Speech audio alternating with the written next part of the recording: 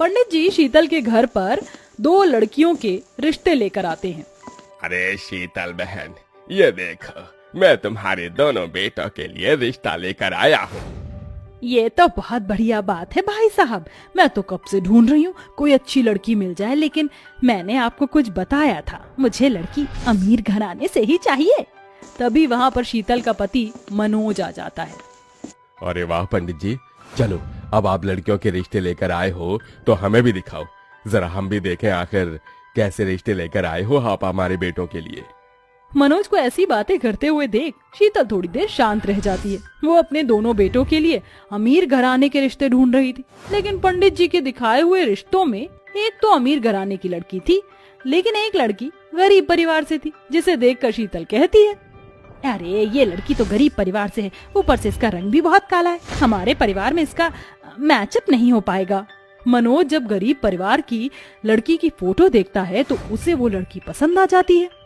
मुझे तो ये लड़की पसंद है और ये हमारे छोटे बेटे के लिए बिल्कुल परफेक्ट रहेगी। पंडित जी, मेरी तरफ से ये रिश्ता पक्का है, आप इस रिश्ते के लिए आगे बात करिए। अपने पति के आगे शीतल की नहीं चल सकती थी, इसलिए वो कुछ बोलती भी नहीं। अपने पति के जाने के बाद वो पंडित से कहती है, पंडित जी क्या जरूरत थी उस काली कलूटी लड़की की फोटो लेकर आने की, इससे अच्छा होता कि आप उसकी फोटो लाते ही नहीं। खैर अब मैं कुछ कह नहीं सकती, मनोज जी ने रिश्ते की बात पक्की कर दी है और मेरी तरफ से ये गोरी सुंदर अमीर लड़की का रिश्ता पक्का है। अब आप दोनों परिवार वालों से बात करके रिश्ते को आगे बढ़ाओ। शीतल की बात सुनने के बाद पंडित जी रिश्ते की बात बढ़ाना शुरू कर देते हैं। शीतल के दोनों बेटे कामयाब थे, जिसके चलते लड़की के माता पिता शादी के लिए तैयार हो जाते हैं। कुछ दिनों में शादी की रस्में शुरू हो जाती हैं और शीतल अपनी दोनों बहुओं को अपने बेटों से शादी करवाकर अपने घर ले आती है और उनका गृह प्रवेश करने लगती है। गृह प्रवेश के समय वो केवल अपनी गोरी और अमीर बहू का ही गृह प्रवेश कराती है। आओ बहू, अंदर तुम्हारा हार्दिक स्वागत है इस घर में। शीतल ऐसा कहकर पारुल की आरती उतारती है और उसे घर के अंदर ले आती है। तो वहीं अपनी काली बहू काजल की तरफ एक नजर भर के भी नहीं देखती है। एक तरफ शीतल अपनी गोरी और अमीर बहू को सभी मेहमानों के पास बैठा देती है, तो दूसरी तरफ वो अपनी काली बहू काजल को अपनी गोरी बहू से दूर बैठाती है। तुम यहीं पर बैठी रहना, कहीं पर मत जाना, यहीं पर तुम्हारी मुंह दिखाई की रस्म हो जाएगी। शीतल कुछ ही देर में अपनी दोनों बहुओं के लिए मुंह दिखाई की रस्म को शुरू करने की बात सभी औरतों से कहती है। अरे लगता है सारी औरतें बेचैन हैं मेरी प्यारी सुंदर सी गोरी सी बहू को देखने के लिए।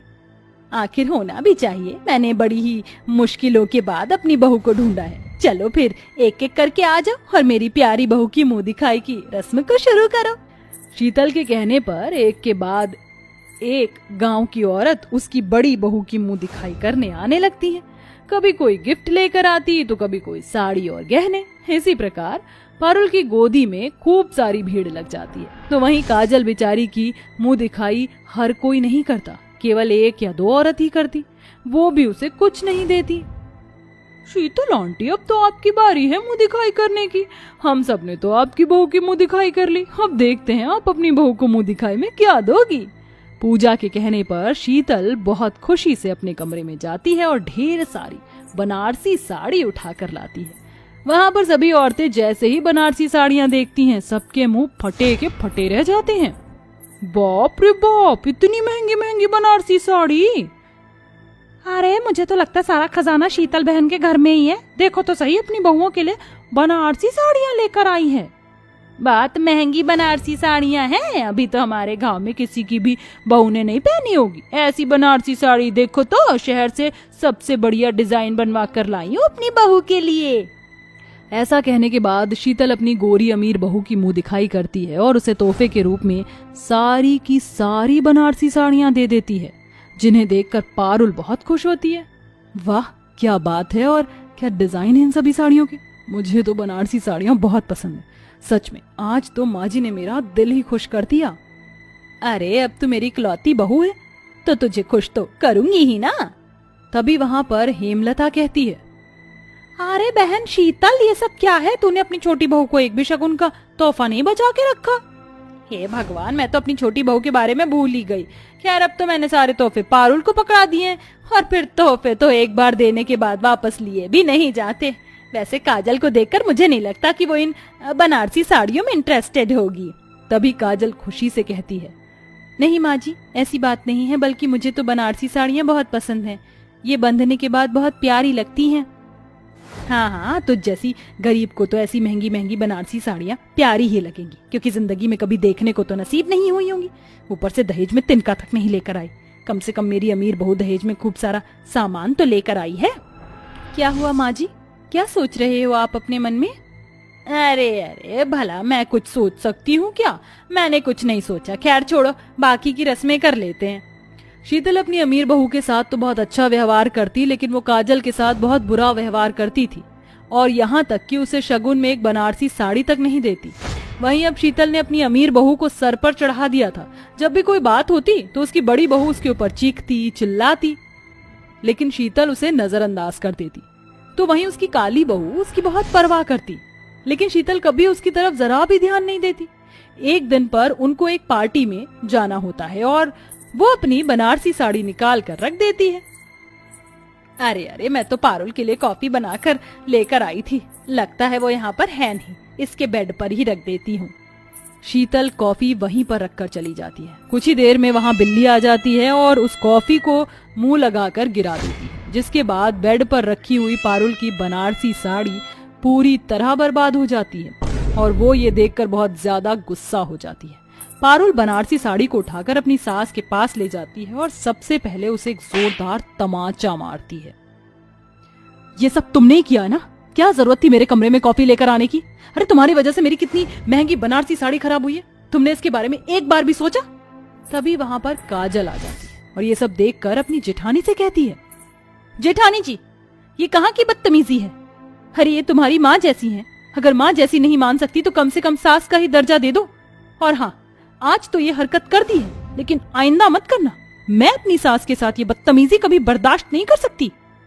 काजल को अपने लिए बोलते हुए देख शीतल को बहुत खुशी मिलती है, जिसके चलते उसे अपनी गलती का पछतावा भी होता है और वो माफी मांगने के लिए काजल से कहती है, मुझे माफ करना काजल, मैंने तुम्हारे साथ बहुत ही ज्यादती की है, तुम्हारे साथ बहुत बदतमीजी की, मुझे ऐसा नहीं करना चाहिए था। तुम जितनी रंग की काली हो उतनी ही अंदर से साफ हो। आजकल तो गोरी चमड़ी वाले लोग भी दोगलापन करके दिखा देते हैं, जैसे कि बड़ी बहू ने किया। जो हुआ उसे भूल जाइए, आप मेरी सास से बढ़कर माँ हो और मैं आपको ये दर्जा हमेशा ऐसे ही देती रहूंगी। दोनों सास बहू एक दूसरे को गले से लगा लेती हैं, जिसके बाद पारुल को भी अपनी गलती का एहसास होता है और वो भी अपनी सास और देवरानी से माफी मांगती है। जिसके बाद शीतल अपनी काली बहू के लिए कई सारी प्यारी प्यारी बनारसी साड़ी खरीदती है और उसे तोहफे के तौर पर देती है। ये लो बहू, जो गलती मैंने बहुत पहले की थी अब मैं उसे सुधारना चाहती हूँ। तुम्हें बनारसी साड़ी पहनने का बहुत शौक है ना, इसीलिए मैं तुम्हें ये गिफ्ट में दे रही हूँ, इन्हें रख लो। पहली बार अपनी सास को अपने लिए कुछ करता हुआ देख काजल को बहुत खुशी मिलती है। उस दिन के बाद से वो अपने ससुराल में खुशी खुशी रहने लगती है। पंडित जी, आप तो बस किसी अमीर घर की लड़की से मेरे बेटे के रिश्ते की बात चलाइए। वैसे भी मेरा निशु किसी रणवीर कपूर से कम थोड़े ही है। अरे लाखों में एक है मेरा बेटा, तो बहू तो करोड़पति घर की आनी ही चाहिए। अरे गायत्री बहन जी, आप बिल्कुल भी चिंता मत कीजिए, जैसा आपने कहा है मैं आपके लिए वैसे ही बहू ढूंढूंगा। तभी अचानक गायत्री का बेटा निशु वहाँ आ जाता है। माँ, किसकी शादी की बात चल रही थी? तेरी शादी की बात चल रही है, और किसकी? माफ करना माँ, मैं किसी और से शादी नहीं कर सकता, मैं मोनी से प्यार करता हूँ।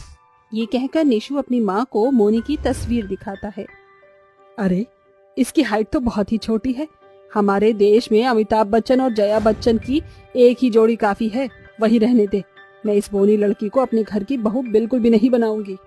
इस बात को लेकर दोनों के बीच में कलेश शुरू हो जाता है, जिसके बाद गायत्री अपने बेटे निशु की खुशी के लिए उसकी शादी उसकी पसंद की मोनी से करके उसे अपने घर की बहू बनाकर ले आती है। मगर दरवाजे पर खड़ी अपनी बोनी बहू को देखकर गायत्री गृह प्रवेश कराते वक्त उसकी बहुत ही ज्यादा बेइज्जती करती है। अरे ओ छोटा पैकेट, चल इस कलश को गिराकर अंदर आ जा। वैसे अपने पाँव भर के पैरों से ये कलश तो गिरा लेगी ना। अपनी बोनीपन की बेइज्जती सुनकर मोनी की आंखों में आंसू भर आते हैं। इसके बाद वो गृह प्रवेश करके अंदर आ जाती है। तभी कामिनी मोनी के हाथों पर लगी मेहंदी को देखकर कहती है, अरे गायत्री जी, तुम्हारी इस बोनी बहू ने मेहंदी तो बहुत ही बढ़िया लगवाई है। लगता है किसी महंगी मेहंदी वाली से मेहंदी लगवाई है। जी नहीं आंटी जी, मैंने ये मेहंदी खुद अपने हाथों से लगाई है। क्या बात है गायत्री बहन, तुम्हारी ये बहू तो बहुत ही टैलेंटेड है। बिना कहीं से सीखे कितनी बढ़िया मेहंदी डिजाइन लगाती है। अच्छा, वो जो आजकल ट्रेंड में चल रहा है मेहंदी ब्लाउज डिजाइन, क्या तुम्हें वो भी लगाना आता है? जी हाँ आंटी जी, मुझे हर तरह की मेहंदी डिजाइन लगाने आते हैं। तब तो बहुत ही अच्छी बात है। वो क्या है ना, परसों मेरी बेटी परी की शादी है, तो क्या कल तुम उसे मेहंदी लगा दोगी? जो पैसे मैं दूसरे पार्लर वाली को दूंगी वो मैं तुम्हें दे दूंगी। अरे हाँ हाँ कामिनी जी, क्यों नहीं, आप बस परी को ले आना, ये मेहंदी जरूर लगाएगी। असल में गायत्री बहुत लालची स्वभाव की थी और वो ये जानती थी कि कामिनी बहुत ही पैसे वाले घर से है, इसीलिए उसे अपनी बोनी बहू के मेहंदी लगाने के हुनर से पैसे कमाने का ख्याल आया। कामिनी के साथ साथ गायत्री के घर आई बोनी बहू को देखने आई सभी औरतों ने मेहंदी लगवाने के लिए पहले ही गायत्री को एडवांस में पैसे दे दिए। उनके जाने के बाद गायत्री मोनी को कहती है, सुन मेरी बोनी बहू, एक तो तूने मेरे बेटे से शादी कर ली और 1 रुपए भी दहेज में नहीं लेकर आई, मगर अब तू लोगों को मेहंदी लगाएगी, वरना मैं तुझे क्रिकेट की पिद्दी सी गेंद की तरह इस घर से कोसों दूर फेंक दूंगी और ले आऊंगी अपने बेटे के लिए एक अमीर घर की लंबी बहू। नहीं नहीं माँ जी, भगवान के लिए आप निशु की दूसरी शादी मत करवाना। आप जो कहेंगे, जैसा कहेंगे मैं वो करूंगी। गायत्री ये बात अच्छी तरह से जानती थी कि मोनी किसी भी कीमत पर निशु को खोना नहीं चाहती थी। शादी के पहले दिन गायत्री सुबह के 4 बजते ही अपनी बहू के कमरे का दरवाजा खटखटाती है। मोनी बहू, अरे ओ मोनी बहू, उठ जा, आज का ससुराल में पहला दिन है। सास की आवाज सुनकर मोनी जल्दी से दरवाजा खोलती है। खुल गई नींद, पूरा घर गंदा पड़ा हुआ है, जल्दी से घर की साफ सफाई कर ले, फिर तुझे नहा धोकर अपनी पहली रसोई की रस्म भी पूरी करनी है। और तुझे याद है ना, आज सोसाइटी की सभी औरतें तुझसे मेहंदी लगवाने आएंगी। जी माँ जी, मुझे याद है। बेचारी मोनी बहू सुबह के 4 बजे से ही ससुराल के कामों में लग जाती है और फिर नहा धोकर किचन में आती है। क्यों री मेरी बोनी बहू, बाथरूम में जाकर जम गई थी क्या, जो इतनी देर लग गई? माफ कर दीजिए माँ जी, वो साबुन बहुत ऊंची पर रखा था, इसीलिए वक्त लग गया। हाँ ठीक है, चल जल्दी से छोले भटूरे, राजमा चावल और मीठे में गुलाब जामुन और खोए की खीर बना ले। बेचारी बोनी बहू गर्मी में पसीने में भीगकर पहले रसोई का खाना बनाकर सिलबट्टी पर मेहंदी पीसती है, जिसकी उसके हाथों में छाले पड़ जाते हैं। तभी सब औरतें आ जाती हैं और मोनी सबको मेहंदी लगाना शुरू करती है। सुनो, मुझे ना सबसे बढ़िया और अच्छा मेहंदी ब्लाउज डिजाइन लगाना, एकदम ट्रेंडी। फिर मोनी परी को मेहंदी ब्लाउज डिजाइन लगाना शुरू करती है और कुछ ही देर में परी को बहुत ही खूबसूरत मेहंदी ब्लाउज डिजाइन लगा देती है, जो परी को बहुत पसंद आता है। अरे वाह मोनी, क्या बढ़िया मेहंदी ब्लाउज डिजाइन लगाया है तुमने, ये डिजाइन सबसे अलग और सुंदर है, थैंक यू सो मच। ये लो मोनी बहू, मेरी बेटी को इतनी खूबसूरत मेहंदी ब्लाउज डिजाइन लगाई है, ये पैसे तुम्हारे लिए। अरे नहीं नहीं कामिनी आंटी, इसकी क्या जरूरत है। ले ले मोनी बहू, हम यहाँ फ्री फंड में मेहंदी लगाने थोड़ी बैठे हैं। कामिनी की बेटी की बात सभी औरतें एक एक करके मोनी से मेहंदी ब्लाउज डिजाइन बनवाते हैं और मोनी को पैसे देते हैं। इस तरह से ससुराल के पहले दिन बेचारी बोनी बहू सुबह से रात ढलने तक औरतों को मेहंदी लगाती है। सभी के जाने के बाद गायत्री मोनी से पैसे छीन लेती है। ला दे ये पैसे, मुझे पैसे मानना पड़ेगा तुझे। वैसे तो ठीक से तू 3 फुट की भी नहीं, मगर अपनी मेहंदी के ब्लाउज डिजाइन से तूने धमाल मचा दिया। अब सुन मेरी बात, कल से शादियों का सीजन शुरू हो रहा है, बस तू इसी तरह बढ़िया बढ़िया मेहंदी ब्लाउज डिजाइन बनाकर नोट छापती रहे और मुझे देती रहे। अब जाकर खाना बना, निशु के आने का वक्त हो गया है। दिन भर औरतों को मेहंदी लगाकर थकी हारी बेचारी बोनी बहू ससुराल की जिम्मेदारियों में उलझ जाती है, जिस कारण उसे जरा भी आराम करने का समय नहीं मिलता। इस तरह से ससुराल के पहले दिन गायत्री उसके साथ बहुत बुरा सलूक करती है। ऐसे ही वक्त बीतता है। मोनी के लगाए मेहंदी ब्लाउज डिजाइन से अब सारा दिन उसके घर में औरतों की भीड़ भरी रहती थी। मोनी सारा दिन अपनी लालची सास के लिए मेहंदी लगाकर उसे पैसे कमा कर देती। इसी तरह गुजरते दिन के साथ तीज आ जाती है। उस दिन मोनी अपने हाथों में मेहंदी लगा लेती है जिसे देखकर गायत्री कहती है, क्यों री मेरी बोनी बहू, ये तूने किस खुशी में मेहंदी लगाई है? माँ जी, आज हरियाली तीज है, मैंने नीशू के लिए व्रत रखा है और उसके नाम की मेहंदी भी लगाई है। बेड़ा गर्क हो तेरा, तेरी मेहंदी तो मैं लगवाती हूँ, चल मेरे साथ। गायत्री मोनी को घसीटते हुए ले जाकर उसके हाथों की मेहंदी धोने लगती है। माँ जी, ये आप क्या कर रही हैं? मेरी मेहंदी क्यों धो रही हैं? मैंने कितने प्यार से ये मेहंदी लगाई थी। आज कमाने के दिन में तुझे अपने हाथों में मेहंदी लगाकर मजे से बैठने नहीं दूंगी। चल चल कर मेहंदी लगा औरतों की। आ गई है वो। बेचारी बोनी बहू आंखों में आंसू लिए मेहंदी लगाने लगती है। तभी गायत्री अपने कमरे में जाने लगती है कि अचानक उसे हार्ट अटैक आता है और वो सीढ़ियों से नीचे गिर जाती है। माँ, कोई बचाओ मुझे। माँ जी, आंखें खोलिए, आपको क्या हो गया? निशु भी घर पर नहीं है, अब मुझे डॉक्टर को बुलाना होगा। मोनी हिम्मत दिखाते हुए जल्दी से डॉक्टर को फोन लगाती है और गायत्री को होश में लाने के लिए उसके हाथ पैर मलती है और कुछ न सूझने पर अपनी साड़ी फाड़कर गायत्री के सर पर लगे जख्मों पर बांध देती है। थोड़ी ही देर में डॉक्टर आकर गायत्री की पट्टी करते हैं और कुछ घंटों बाद वो होश में आती है। भगवान का लाख लाख शुक्र है माँ जी, आप ठीक हैं? बहू, मुझे माफ कर दे, मैंने तेरे साथ बहुत गलत किया। मुझे तेरे छोटे हाइट के लिए कितना कोसा तुझे मैंने, और कितना ताना भी दिया, और तो और लालच में आकर तेरा फायदा उठाया। फिर भी तूने मुझे बचा लिया। तुझसे अच्छी बहू इस घर को और मेरे निशु को कोई मिल ही नहीं सकती थी।